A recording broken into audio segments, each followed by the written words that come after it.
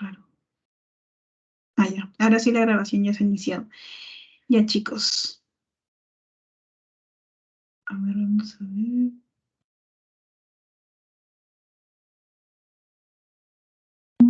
Ya, bueno. Ya, chicos, entonces vamos a comenzar la clase. Ya. Yo les decía en la mañana, ¿no? Tengan en cuenta, les decía que miastenia gravis es una patología netamente posináctica. Eh, Más que nada, esto es un mini resumen del resumen, ¿ya? Y estos son patologías presinácticas. Y ahorita van a entender por qué le digo, ¿ya? Ya, pues, bueno, lo que vamos a hablar hoy día principalmente son enfermedades de la placa motora, los que tienen que ver con el movimiento, ¿ya? Vamos a ver. Ya miren. Entonces vamos a hablar directamente de la miastenia gravis. Como les dije, es un trastorno netamente posináctico, pero es autoinmunitario. ¿Por qué autoinmunitario? Porque va a estar alterado producto de los anticuerpos que se van a producir, ¿ya? ¿Y qué va a producir producto de ello? Debilidad. ¿Qué tipo de debilidad? Musculoesquelética. Miren, aquí está, a ver, mi mouse. Ya miren. ¿Por qué le digo que es un posináctico y antiinmunitario? No, autoinmunitario, disculpen. Lo que pasa es que ustedes ya les he explicado anteriores veces en las clases, en el cual yo decía, ya bueno, acá está la neurona y bueno, la neurona tiene un espacio sináptico donde secreta sus neurotransmisores y eso donde llega a un espacio postsináptico, ¿no? Donde hay receptores para esos neurotransmisores. Y producto de ello se van a dar las continuas sinapsis o las continuas comunicaciones entre neurona y neurona. Pero ¿qué pasa? Que llega un punto en que esta neurona se comunica con un órgano neuromuscular. ¿Qué va a hacer ese neuromuscular? Va a generar la acción que se requiere. En este caso se va a generar el movimiento.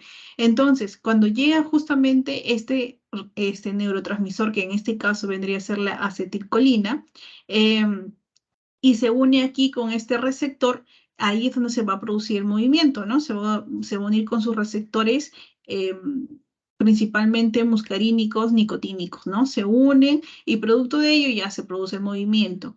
Ya, eso es lo normal, ¿no? Sale el neurotransmisor, ya acuérdense ustedes que depende también de qué, de canales de calcio, ¿no? Me recuerdo que les expliqué una vez, les expliqué que dependen los canales de calcio, ¿para qué? Para que vengan las vesículas, vengan acá las vesículas, secreten y secreten justamente los neurotransmisores. Esos neurotransmisores se unen aquí con los receptores posinápticos y bueno, ya. Y si te dice trastorno posináptico, ¿dónde va a estar la alteración? Aquí, justamente aquí, ya. Entonces eso es lo que va a pasar, que en la miastenia gravis va a haber de repente competencia con los receptores o va a haber una destrucción de estos receptores de la acetilcolina, ¿ya? Justamente, mira, aquí dice, ¿qué son aquí? Son los receptores de acetilcolina. Y obviamente aquí tiene más, como más rugosidades, donde habrá más rugosidades, va a haber mayor cantidad de receptores. Aquí hay pocas cantidades de invaginaciones. ¿Y qué va a haber? Va a haber menos cantidad de receptores. Ya miren, bueno, esto les voy a explicar después por qué tiene que ver el timo aquí con esto. Aquí, en esta imagen resume todo. Aquí está. Vienen los canales iónicos, este canal de calcio dependiente de voltaje, pero ¿qué pasa? Que entra el calcio y hace que estas vesículas se vayan uniendo, forman una vesícula más grande y se secreta el neurotransmisor, que en este caso es la acetilcolina. Esta acetilcolina va a venir ¿a dónde se va a unir? En el espacio postsináptico se va a unir con su receptor. Este receptor va a generar el estímulo propio, ¿no? Ya. ¿Qué pasa? Miren, lo que pasa es que resulta que la célula B, a ver, ¿dónde puedo hacer mi lápiz? Acá está, ya. Resulta que la célula, aquí lo voy a escribir chiquitito, ya. Resulta que la célula B o el linfocito B reacciona con los linfocitos T, ¿ya? Reacciona contra los linfocitos T. ¿Y qué pasa? Que al reaccionar la célula B, ustedes ya saben que los linfocitos B que producen cuando reaccionan plasmocitos.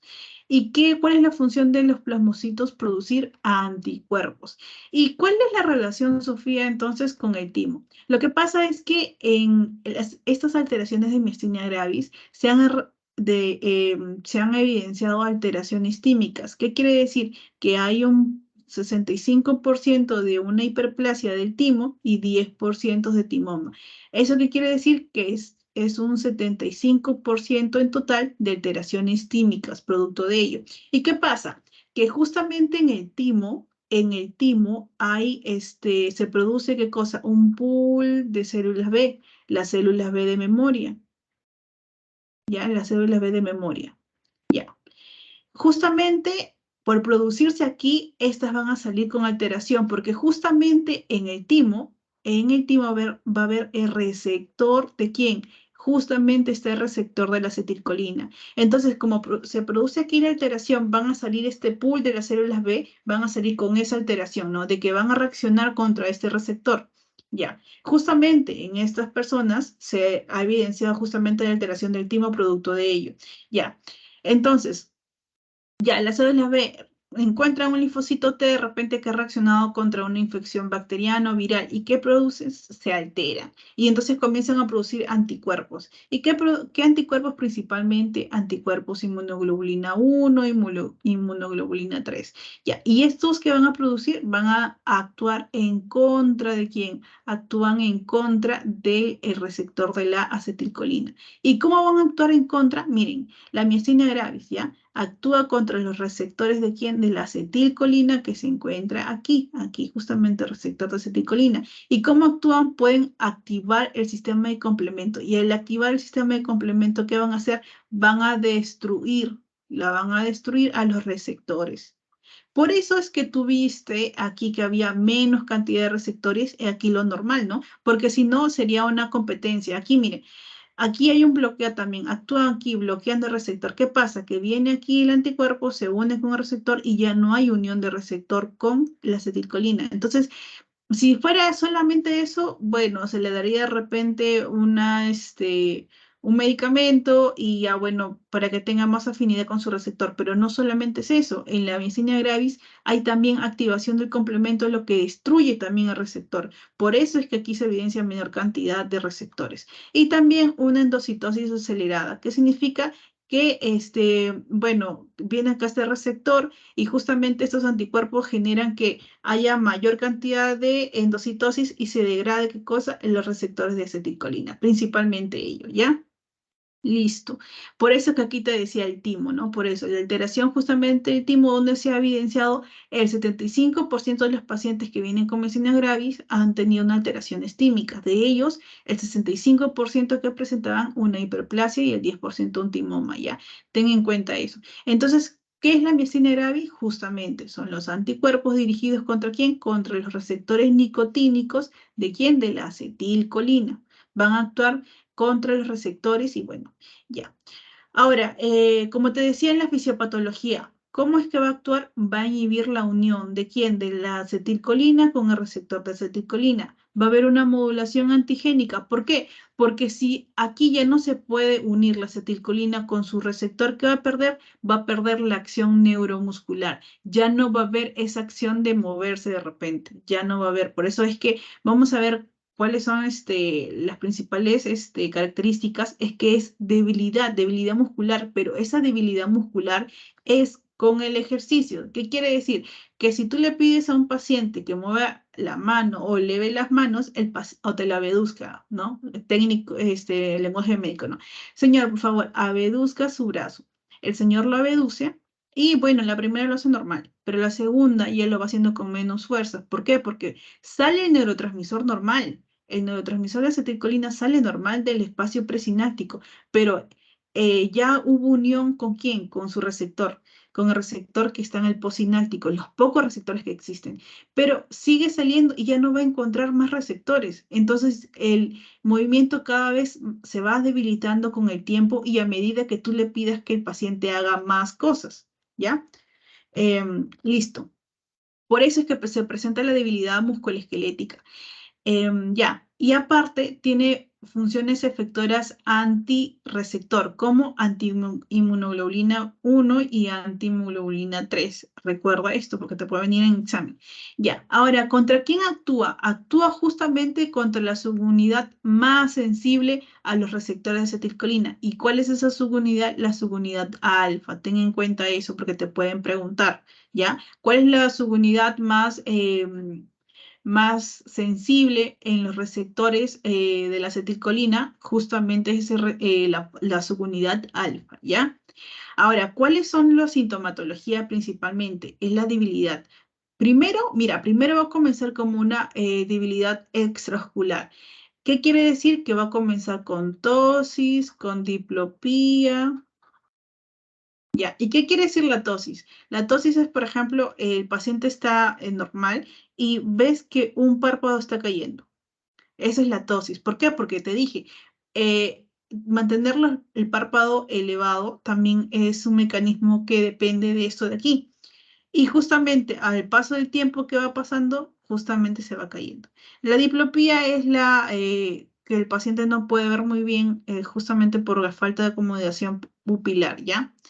Ahora, esta alteración es justamente, netamente, principalmente, disculpa, principalmente los miembros inferiores y es proximal. ¿Por qué? Porque si tiene debilidad del músculo esquelético, ¿qué podrías pensar? De repente un Julian Barré, ¿no? Como la semana pasada que te expliqué de las neuropatías. Pero ¿cuál es la diferencia de que esta alteración es proximal? Mientras que yo te decía que Julian Barré, ¿cómo era? Era distal principalmente, ¿ya? Y esta tiene característica de ser asimétrica. Además, que también tiene característica fluctuante. Lo vamos a ver en la siguiente diapositiva, ¿ya? Es fluctuante, o sea, va variando. ¿Por qué? Porque el paciente mejora ¿con qué? Con el reposo, descansa, ya. Y vuelve a tener de nuevo esa actividad musculoesquelética, pero como te dije, que se empeora con el movimiento o con el ejercicio. Ya.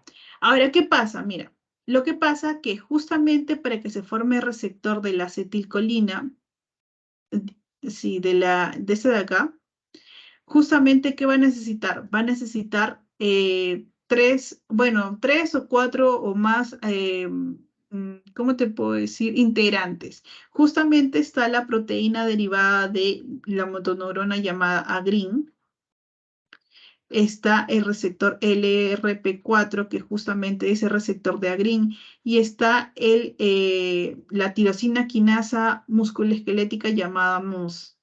Justamente, mira, se une a GRIN, se une a LRP4. ¿Y quién activa más? ¿Ya? Y aparte también hay otro, también llamado Raxin. Todos estos son componentes de justamente de esta subunidad del receptor de la disculpa, de la acetilcolina. ¿Ya? Ya, ¿qué pasa? Que justamente hay anticuerpos que o sea, se dirigen contra estas partes de acá. Mira, ¿qué pasaría si no, si hay un anticuerpo que afecta justamente a esta parte, a green? Ya no se une con su receptor RP4 y si ya no se uniría, ya no tendría sentido que más haga actividad de aquí porque no va a haber, porque no hay un componente que le está faltando y no va a generarse el movimiento. Es así como se produce, no es que de frente vaya y a todos ataque, no. Puede atacar a GRIN, puede atacar a LRP4, por eso te he puesto autoanticuerpos más, que también las ataca justamente a esta actividad de la tirosina quinasa. Los ataca. ¿Y quién es principalmente cuando se produce tipo anticuerpo G4, o sea, una inmunoglobulina G4? ¿Y qué altera? Justamente al bloquear más. ¿Qué bloquea? Bloquea la interacción de más. ¿Para qué? Para que se active el RP4 con agrin. ¿Y justamente para qué? Para la formación del receptor de la acetilcolina, que forman parte de ello. ¿Ya? Después también está el RP4 que te decía, ¿no? También hay anticuerpos contra el RP4 y son de qué tipo? De inmunoglobulina de tipo 1 principalmente. O sea, aquí vienen los anticuerpos tipo G4 y aquí vienen principalmente los anticuerpos de tipo G1 y esto van a interrumpir justamente la señal de agrin con el RP4. Obviamente, si viene aquí el anticuerpo que le está atacando, ya no va a haber la unión adecuada de este agrin con este RP4 y más no va a poder actuar aquí para poder activarlos. ¿Para qué? ¿Y con qué finalidad lo activa? Para que pueda unirse con quién? Con la acetilcolina. ¿ya?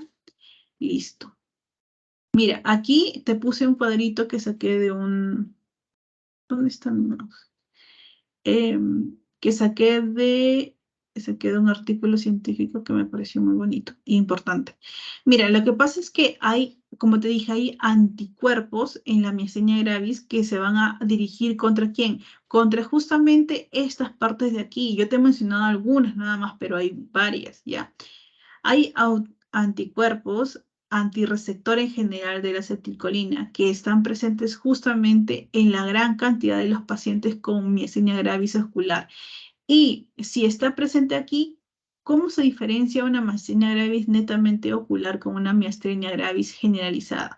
La miastenia gravis ocular netamente por sistema ocular tiene alteraciones oculares, ya sea tosis, diplopía. Y en los que tienen miastenia gravis generalizada principalmente tienen una debilidad musculoesquelética proximal que te decía y asimétrica.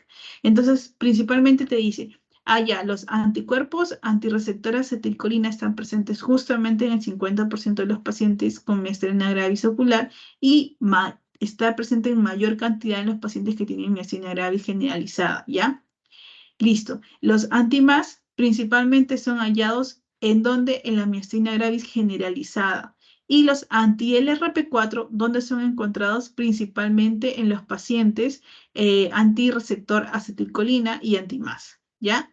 Por eso te lo mencionaba. Puede ser que te den en examen, puede ser que te den tu pasito esto, ¿ya? Listo. Listo, mira, yo te hablaba que había formas clínicas, mira, estaba la miastenia gravis ocular que presenta debilidad muscular netamente debilidad de la musculatura ocular. Mira, aquí hay justamente, mira, estas son las maniobras que tú puedes ver en un paciente. Mira, este paciente si tiene debilidad justamente en un párpado, ¿cómo se llama esto de acá? Se llama tosis. Tosis, mira. El paciente se le dice, por favor, señor, levante los ojos, ciérrelo, levántelo, ciérrelo, levántelo, ciérrelo, así de manera continua. Y el señor, ¿qué va a pasar? Va a pasar que un párpado se le va a caer. Bueno, no va a subir de la manera adecuada. ¿Por qué? Porque ya te decía, la acetilcolina que genera unión con su espacio posináptico. Y ya, bueno, como hay menor cantidad de receptores o de repente se han bloqueado, o de repente lo han destruido los mismos anticuerpos, esa unión ya no va a ser tan eficaz y con el tiempo se va a debilitar. ¿Por qué? Porque de repente ya están llenos los receptores con la acetilcolina o los pocos receptores que había de acetilcolina ya están llenos con el neurotransmisor de acetilcolina. ¿No? ¿Me entiendes más o menos? Ya.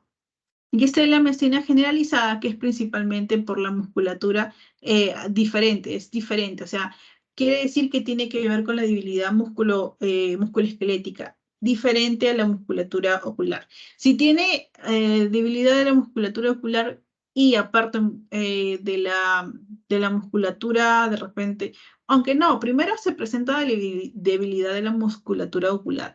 Y ya después, si el paciente progresa, de repente ya tendrá una musculatura de tipo generalizada de los miembros, pero generalmente son separadas. Principalmente se presenta ocular, se puede presentar netamente ocular o se puede presentar netamente de la debilidad o musculatura proximal, ¿ya? Ten en cuenta eso. ¿Y a qué se le llaman crisis miasténicas? Mira, cuando yo te decía, las crisis miasténicas generalmente son producto o una complicación de la miastenia generalizada. Mira, ¿qué pasa? Como te dije, hay debilidad de los miembros proximales. ¿Y qué pasa? Que eso no solamente es de los miembros inferiores, también puede ser de los miembros superiores. ¿Y qué pasa? Que puede generalizarse incluso hasta el diafragma. ¿Y qué le va a generar al paciente? Le va a generar insuficiencia respiratoria.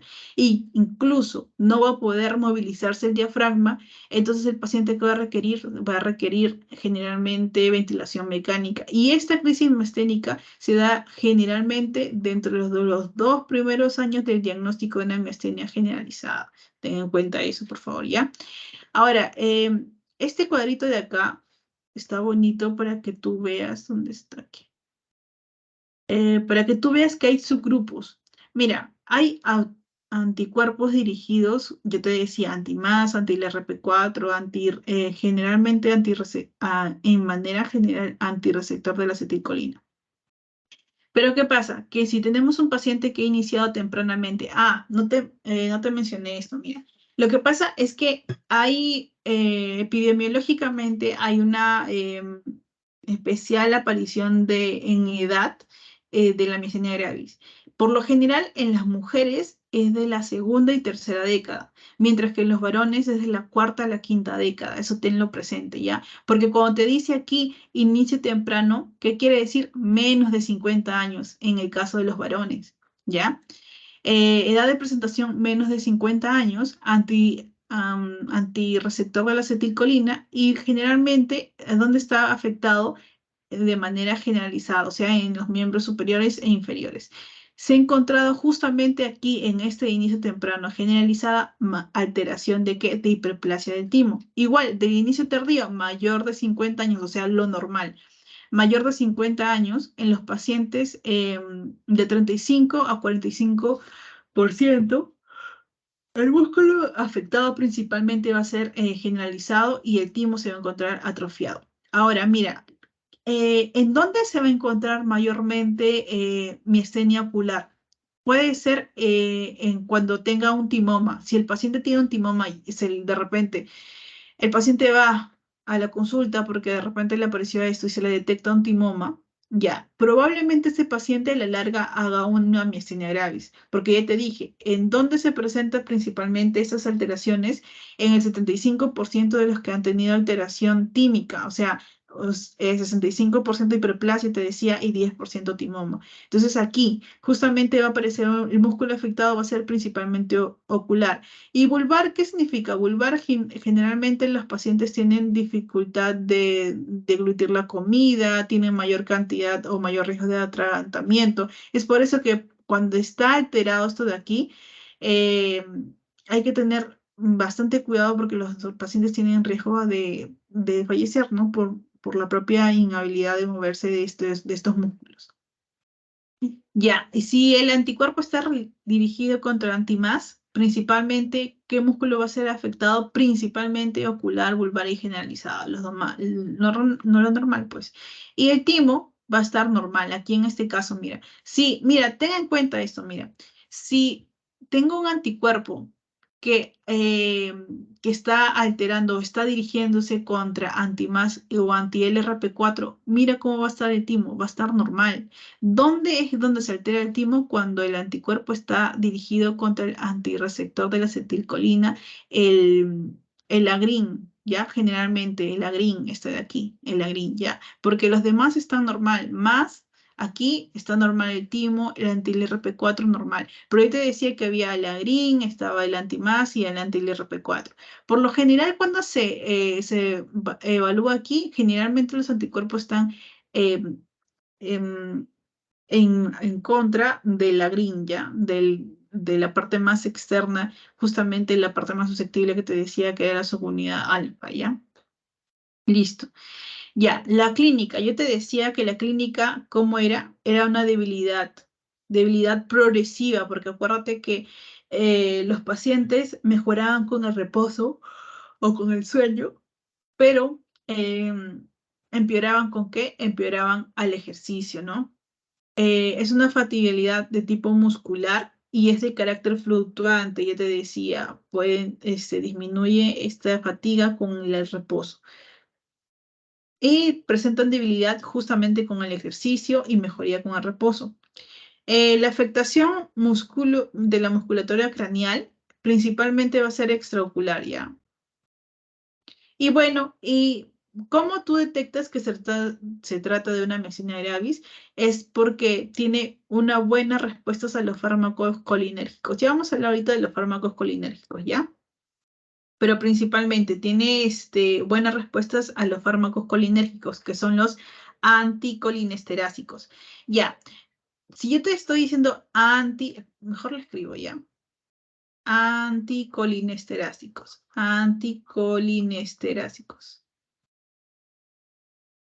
Ya. Los anticolinesterácicos, ¿qué van a hacer? Van a inhibir a la colinesterasa. ¿Te acuerdas qué era la colinesterasa? La colinesterasa era una enzima que justamente degradaba, ¿a qué cosa? A la acetilcolina. Por eso, si le das fármacos colinérgicos que aumentan o disminuyen, disculpa, inhiben la acetilcolinesterasa, ¿qué van a hacer? Como ya no va a degradar a la acetilcolina, porque es una enzima que degrada justamente la acetilcolina, ¿qué va a pasar? Que se va a mantener más tiempo esta acetilcolina y va a tener mayor probabilidad de unirse con un receptor de repente que quedó. Entonces, esa es la idea, la lógica, ¿no? Si yo inhibo al que me destruía la acetilcolina, ya no se va a destruir la acetilcolina y que va a quedar mayor tiempo la acetilcolina en el espacio sináptico y eso va a hacer que de repente por ahí encuentre un receptor y se una. Principalmente eso, ¿no? Si es que no ha visto destrucción de los receptores, ¿ya? Listo. En el caso del diagnóstico, ¿cómo vamos a poder detectarlo con el test de Tensilon? Ya, el test de Tensilon principalmente vamos a ver qué es el hidrofonio. ¿Qué se va a utilizar? Se va a utilizar este medicamento, se llama hidrofonio. Y justamente este hidrofonio inhibe la acetilcolinesterasa, esta enzima que te decía. A ver, esta enzima, ¿cuál es su función? Su función es degradar, ¿qué cosa? Degrada la acetilcolina.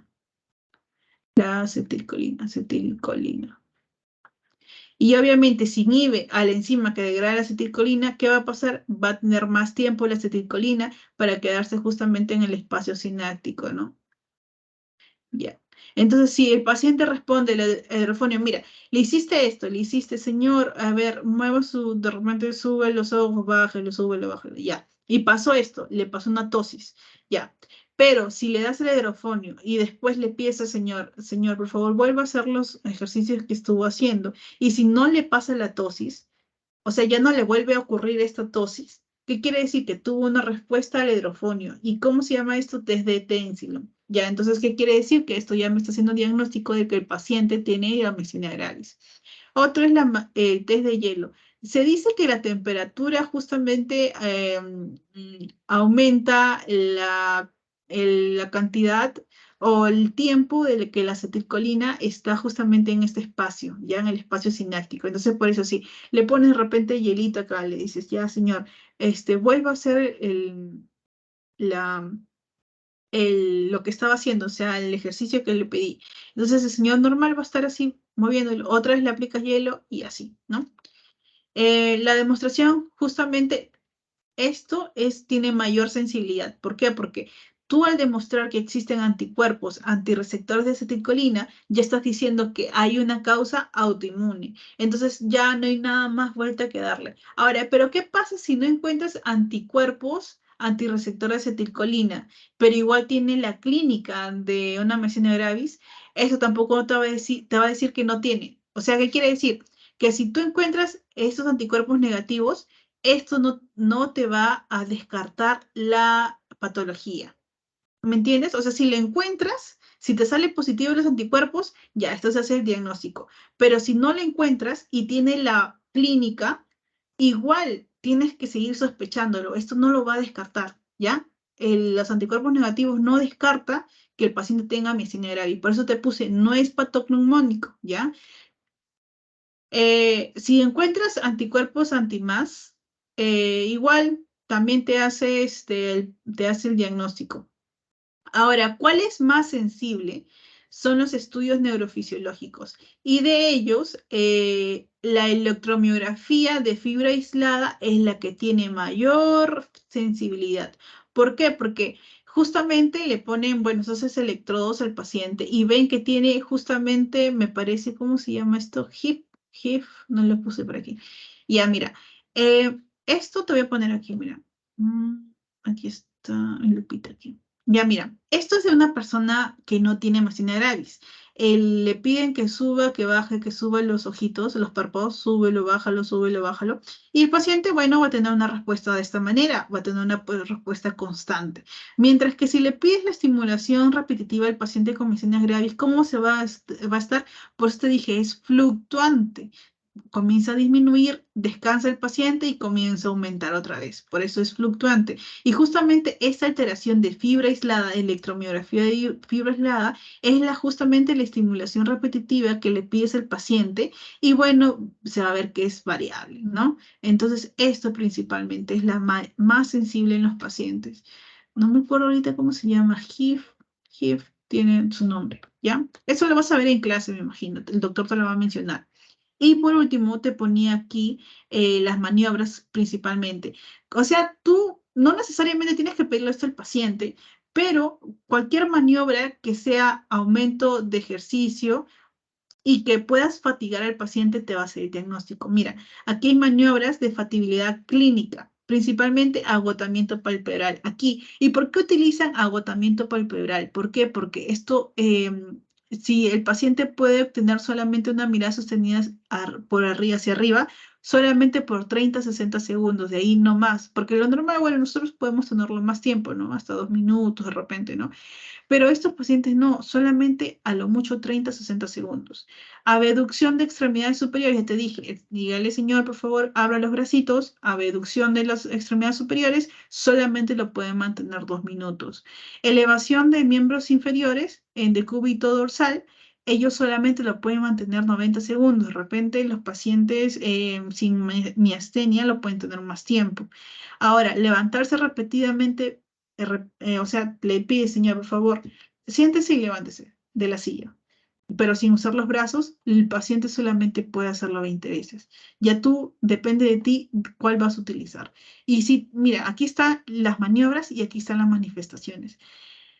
Si el paciente presenta agotamiento palpebral, ¿qué manifestación me genera esto? Acentuación de la tosis y debilidad del músculo recto interno, acuérdate, recto interno, ¿ya?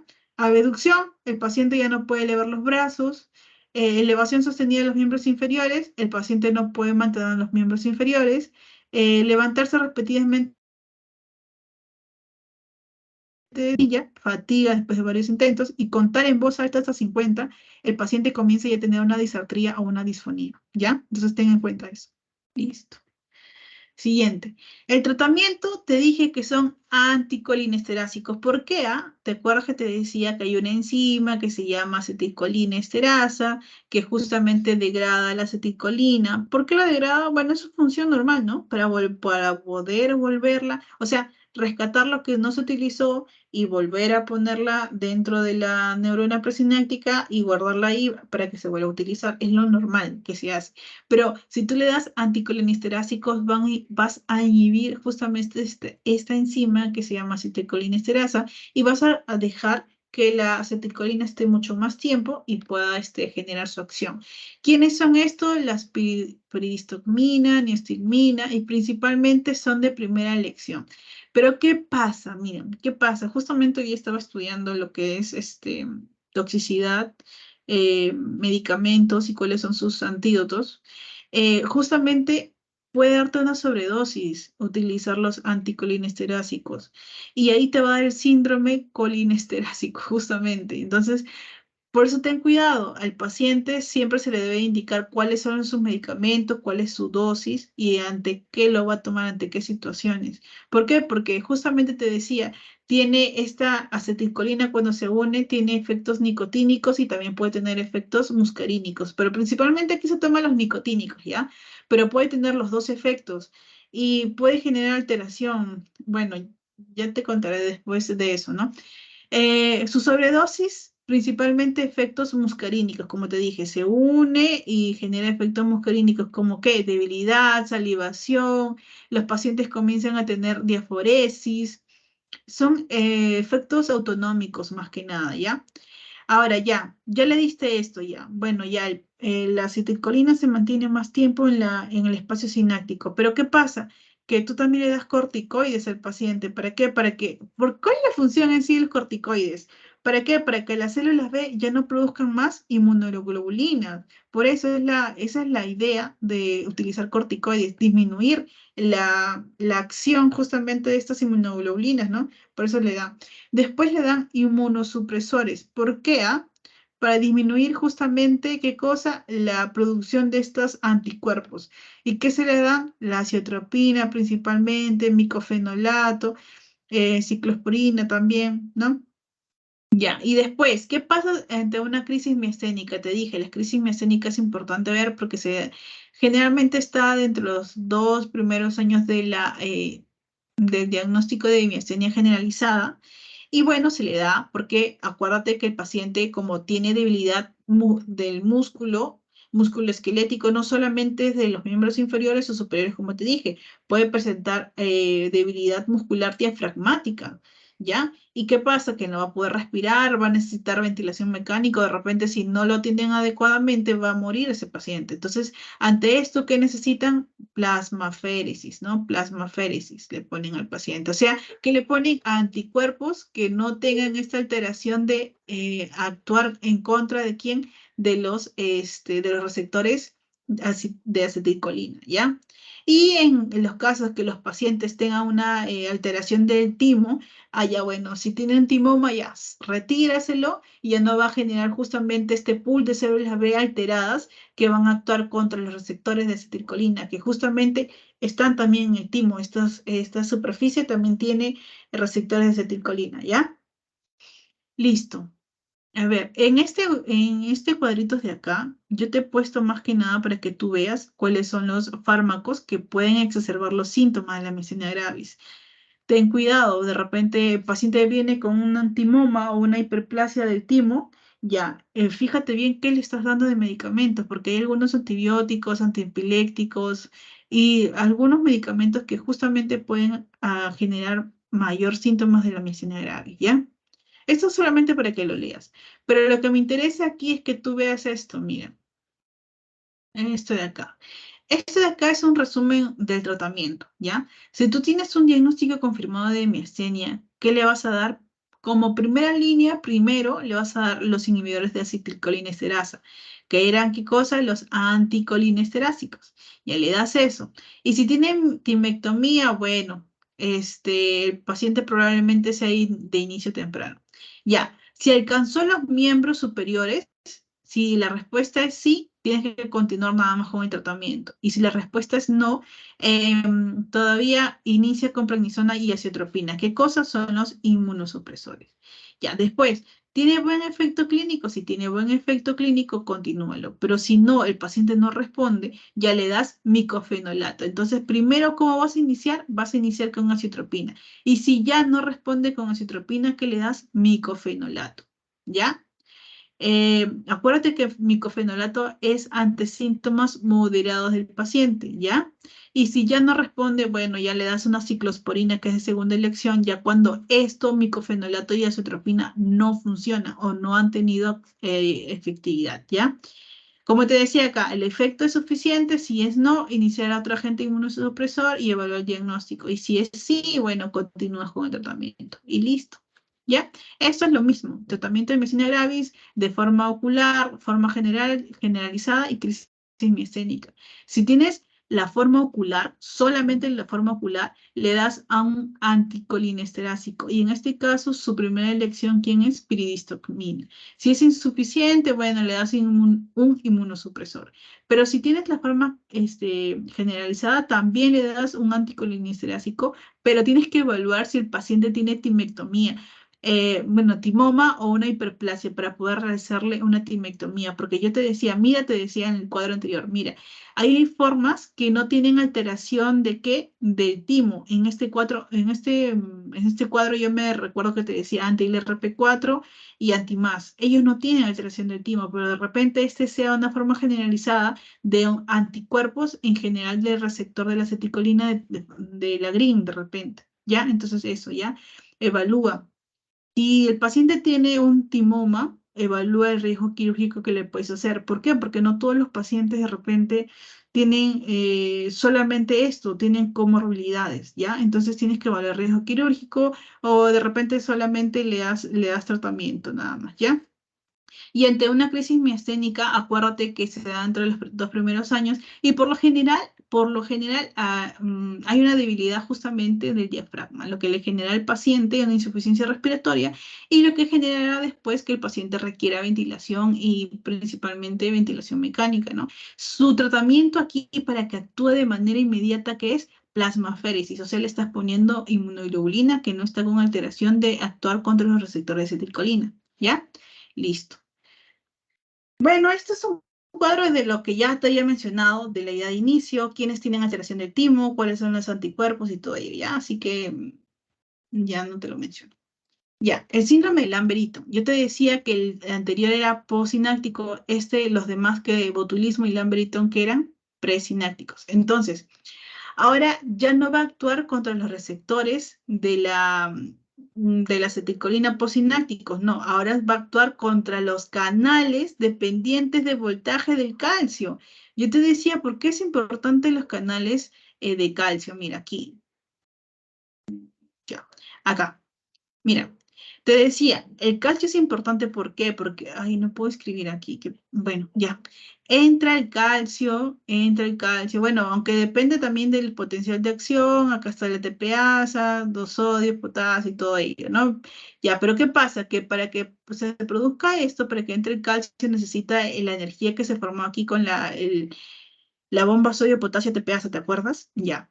Se genera energía entre el calcio que hace que se unan estas vesículas y que genere la secreción de este neurotransmisor llamado acetilcolina. Ya, eso es lo normal. Pero ¿qué pasa? Que justamente los anticuerpos en donde actúan justamente a este nivel, justamente al nivel de acá, ¿no?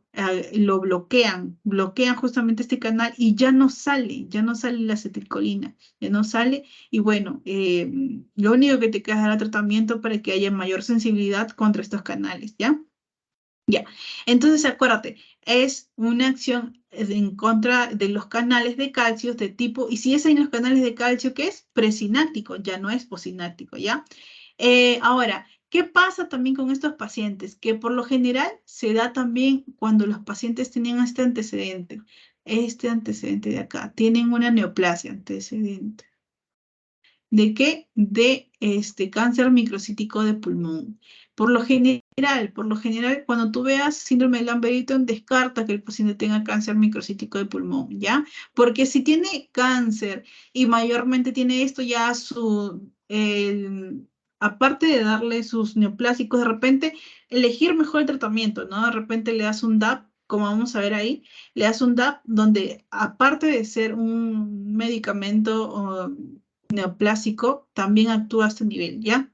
Entonces la debilidad también es proximal, principalmente en los miembros inferiores, y también puede deberse a alteraciones oculares en el 70% de los casos, ¿ya? Pero ¿cuál es la diferencia? La diferencia es que aquí esta alteración va a mejorar con el ejercicio. Mira, en el anterior caso yo te decía al señor, por favor suba y baje los ojitos, suba y baje los ojitos, el señor se va a cansar con el tiempo, va a presentar tosis. ¿Qué quiere decir? Que empeora con el ejercicio, el anterior, el de miastenia gravis. Pero ¿qué pasa aquí con el de Lamberito? Al inicio, tú le vas a decir, señor, por favor, levante y cierre sus párpados. Al inicio, el paciente va a presentar una tosis, al inicio. Y con el tiempo de que tanto que lo sube, cierra, abre, cierra los párpados, el paciente va a mejorar, va a estar normal o va a poder cerrar normal los párpados. Entonces, por eso es que el paciente va a mejorar con el ejercicio. ¿Por qué? Porque si bien es cierto, vienen los anticuerpos y bloquean esto de acá, existen otros canales de calcio que aún no han sido bloqueados, por así decirlo, y viene, bueno, viene este potencial de acción y bueno, se apertura estos los canales de calcio que aún no se han aperturado y puede salir la acetilcolina, ¿ya? Entonces, el diagnóstico, no, primero antes de entrar al diagnóstico te voy a hablar de la clínica, ¿ya?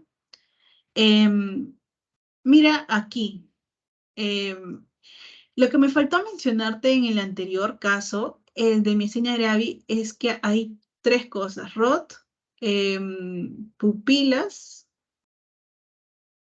y alteración del sistema nervioso central. En este caso, en miastenia gravis no hay alteración ni de los reflejos sociotendinosos, ni de las pupilas, ni del sistema nervioso central.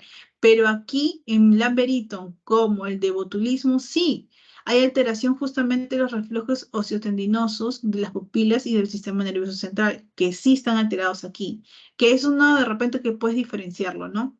Entonces la clínica va a estar más que nada con debilidad muscular de los miembros superiores e inferiores, a predominio proximal, casi igual que el anterior.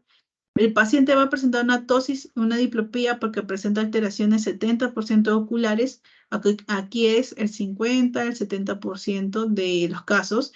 La clínica va a tener una disautonomía. ¿Qué va a pasar? Que el paciente va a tener sequedad de boca, impotencia, visión borrosa. Por eso te digo que tenía alteración de ¿qué? De las pupilas, el paciente tiene, ¿ya? Hipotensión postural, constipación y ojos secos.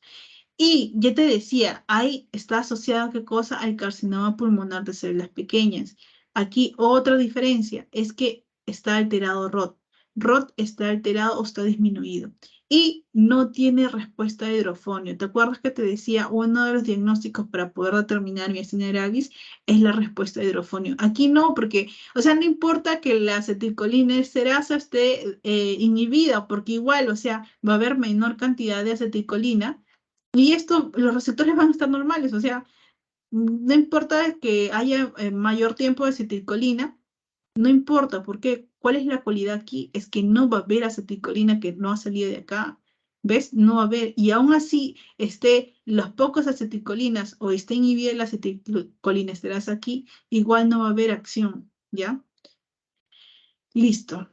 El diagnóstico principalmente anticuerpos. Si tú determinas que el paciente tiene anticuerpos justamente contra este canal de calcio, bueno, el paciente tiene este lamberito, ¿no? Principalmente se dice que es en el 85%. Ahora, electrofisiología.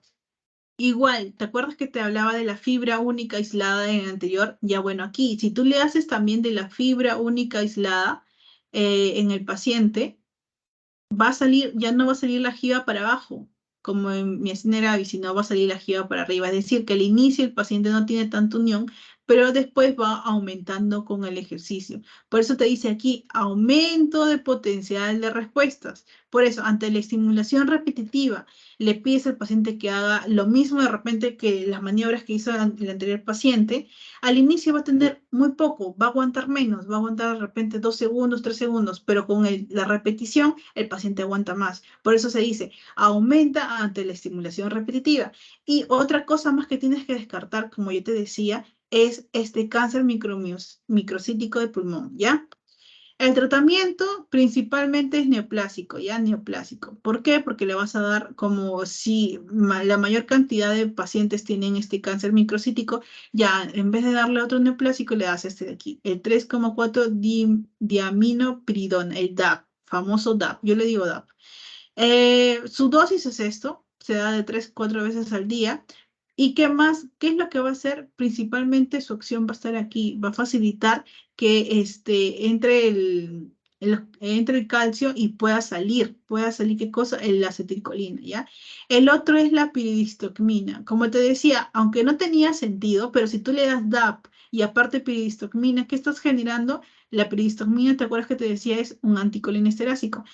Si de aquí le das DAP, o sea que entra el calcio, salió la acetilcolina y más encima que esta acetilcolina que salió poquito lo que salió se mantiene más tiempo, ya ahí recién ya tiene acción aquí y va a tener normal, el paciente va a aumentar la acción y no va a tener esto de aquí las manifestaciones que tenía acá. Entonces, principalmente le das DAP como primera elección y después le das piridistocmina, ¿ya? Bueno, y también, bueno, le das el tratamiento etiológico del tumor, ¿no? Que le vas a dar, ¿cómo se llama? Plex, se llama el medicamento. Bueno, corticoides y agentes inmunosupresores, pero acuérdate que principalmente, ¿qué se le da? Se le da DAP y piridistocmina, ¿ya? Y por último pasamos al botulismo. Te dije que esta clase era cortita y es bonita porque es entenderlo, más que nada entender su fisiopatología, ¿ya? Lo mismo, ¿qué pasa? Que aquí va a actuar, aquí no lo puse, va a actuar contra los canales iónicos, ¿ya? Pero los canales iónicos que se encuentran justamente presinápticos, ¿ya? Canales iónicos presinápticos, ¿por qué? Porque justamente hubo una toxina, la toxina botulínica, que lo produce Clostridium botulinum. ¿Dónde está esto de aquí? Está en alimentos contaminados, ¿ya? El antecedente puede ser de que llegue un montón de pacientes a la emergencia con este tipo de sintomatología. Entonces, si llegan un montón de repente que han estado en una fiesta y han comido determinado alimento, ya tú ya sospechas, ay, es un botulismo, ya, tenlo en la cabeza, ¿ya? ¿Y qué pasa? Que el Clostridium botulinum va a producir esta toxina.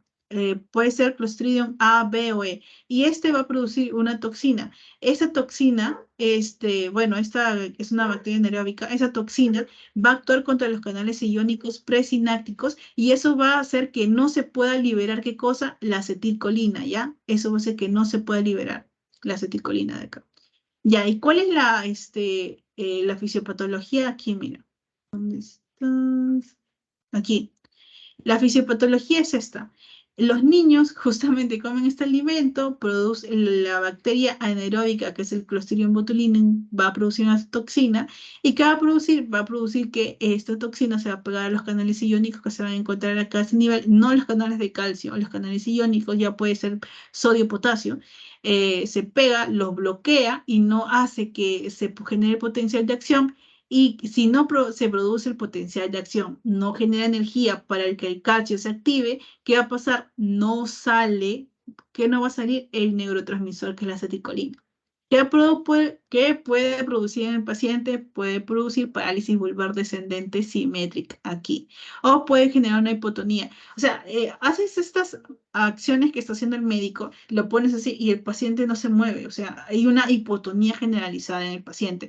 Por lo general es de acción brusca. Esto también es otro diagnóstico diferencial. Es de acción brusca. ¿Y qué va a estar alterado aquí? Va a estar alterado el ROC, va a estar alterado las pupilas y va a estar alterado el sistema nervioso central. Por lo general, el paciente está en depresión del sistema nervioso central, ¿ya? Y eso es lo que tiene alterado. Mira, aquí le están haciendo una al paciente. Mira, ¿cómo están las pupilas?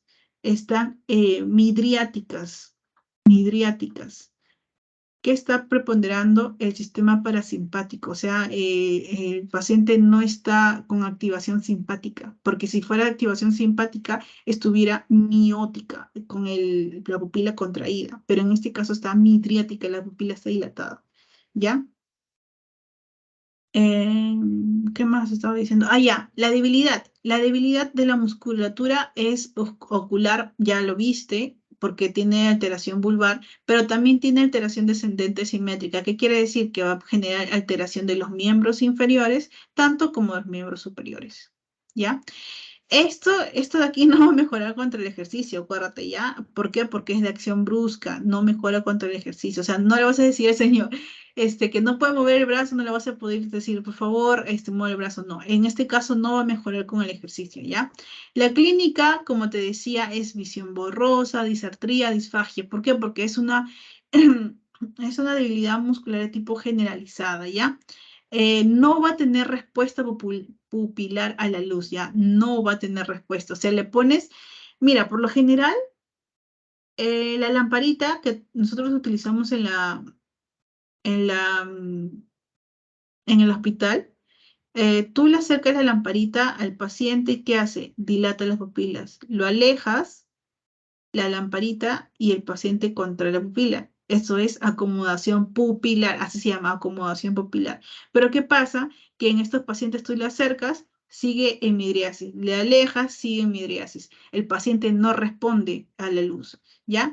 El ROT generalmente está disminuido, o sea, reflejos sociotendinosos. Le haces al paciente así y el paciente por lo general responde, ¿no? Pero en este caso no va a responder, ¿ya? La debilidad, como te digo, es progresiva, es brusca, por lo general es brusca, severa, y en estos casos es actuar de manera rápida. Es casi parecido como una crisis miasténica. ¿Por qué? Porque los pacientes van a presentar parálisis respiratoria. Acuérdate que es muscular, ¿ya? Puede actuar a nivel del diafragma, ¿ya? Como te dije, va a tener una hipotensión postural, retención urinaria y los pacientes no van a poder orinar. El diagnóstico, mira, cuando tú le haces al paciente el diagnóstico con el potencial de acción, vamos a ver potencial de acción muscular aquí en este caso, potencial de acción muscular. O sea, le vas a poner los electrodos para ver qué tanto reacciona su músculo. Vas a ver que va a disminuir la amplitud en al menos dos músculos. Para poder tú hacer el diagnóstico ya, por ejemplo, le pones en los miembros inferiores, en el deltoides y me parece de repente en otro músculo, ya. Eh, si disminuye la amplitud donde normalmente un paciente respondería a un estímulo, si disminuye la amplitud ya en dos músculos, ya el paciente tiene botulismo, pero eso es de acción rápida. Por lo general, solamente ver el antecedente. Bueno, el paciente comió algo, o de repente un adulto llega con una herida, o también consumió un alimento, y ya. eh, Eso hace el diagnóstico por lo menos, ¿no? Y el otro es una disminución del potencial en el 20% de este potencial de acción muscular justamente durante la estimulación tetánica. Le hacen estimulación tetánica al paciente y justamente presenta una disminución del 20% de este potencial de acción muscular. Esto ya te hace el diagnóstico, ¿ya? Tratamiento. El tratamiento, como te dije, si es algo de instalación brusca y justamente es producto de la toxina que está bloqueando los canales iónicos presinápticos, ¿qué le vas a dar? Le vas a dar una inmunoglobulina al toque intravenosa para que el paciente se recupere. En algunos casos el antídoto dice que es antitoxina equina, ¿no? Pero no es tan útil ya. Pero lo que sí se encuentra eficacia es el botulismo infantil. En el botulismo infantil se ha utilizado la inmunoglobulina humana y se le ha dado al paciente ha reaccionado principalmente por esta parálisis respiratoria. También se le da el 3,4 DAP, ¿para qué? Para aumentar la fuerza, porque acuérdate que tienen una parálisis o una hipotonía que presentan acá. Entonces, para que se desbloquee estos canales iónicos y para aumentar la fuerza muscular, principalmente la fuerza muscular con DAP, ¿ya? Si quieres disminuir o desbloquear esta unión de estos anticuerpos, esta toxina, disculpa, con esto de acá, uy, este, es con es con la inmunoglobulina, ¿ya? Es con la inmunoglobulina principalmente. Y principalmente soporte vital en el caso de lo que necesitara, en este caso, si el paciente necesita un oxígeno o algo, ya ahí le das. Ya listo. Y por último, este es un cuadrito diferencial para que ustedes puedan distinguir una myasthenia gravis de un síndrome de Eaton y un botulismo. Principalmente, esto es como para tu examen, ¿ya? Revísalo, manténlo en tu mente, como que ya, ¿quién mejora con el ejercicio? ¿Quién no mejora con el ejercicio? ¿Quién puede asociarse a timoma? ¿Quién puede asociarse al carcinoma o microcítico de células pequeñas? ¿Cuál es el tratamiento principal de peristomía? ¿Cuál es el tratamiento de acá el síndrome de Eaton-Lambert? Ya, y ello, ya, principalmente, ya. ¿Y dónde se presenta su fisiopatología o su patogenia? Aquí, posináctico, aquí, presináctico, presináctico. ¿Y producto de qué? Estos con anticuerpos, también anticuerpos, pero actúan a nivel diferente. Estos anticuerpos que actúan a nivel de receptor de quién? De posináctico para la acetilcolina. Y aquí actúan ¿contra qué? Contra los canales de calcio dependientes de voltaje. Y aquí, ¿con quién actúan? Actúan contra esta toxina del botulismo, actúa contra los canales iónicos presinápticos, ¿ya? Tenlo en cuenta eso, ¿ya? Te lo puse para que tú como que recuerdes, hagas un match con este cuadrito y ya. Ya, chicos, eso es todo. Yo les dije que iba a ser algo cortito y bueno. ¿Por qué no me sale?